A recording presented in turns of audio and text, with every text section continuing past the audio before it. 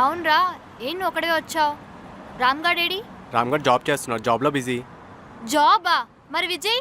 విజయ్ గారికి పెళ్ళైపోయిందిగా. అరే వీళ్ళందరికి ఏమైందిరా? మొన్నటిదాకా బానే ఉన్నారు కదా, ఇప్పుడేంటి జాబ్ రెస్పాన్సిబిలిటీ అని రాంగ్ ట్రాక్ లోకి వెళ్తున్నారు? బృందా, మనం కూడా జాబ్ చేద్దామే. ఎన్నాళ్ళని ఇలా ఖాళీగా ఉంటాం చెప్పు? అరే ఏంట్రా జాబా? నా వల్ల కాదురా.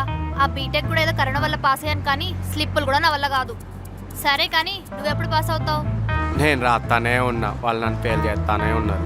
బహుశా కొత్తగా బిల్డింగ్ కడుతున్నారు కదా, అందుకోసమే నన్ను పాస్ చేస్తలేరేమో.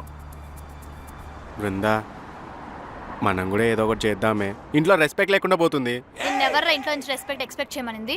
అది కాదే, మరీ చులకనగా చూస్తున్నారు. బీటెక్ ఎలాగో పాస్ అవ్వలేం, కనీసం ఏదో ఒకటి చేసి లైఫ్లో సక్సెస్ అవ్వాలి కదా. అరే నువ్వేంట్రా ఇలా మారిపోయావు? సరే ఏం చేద్దాం చెప్పు? ఏం చేద్దాం?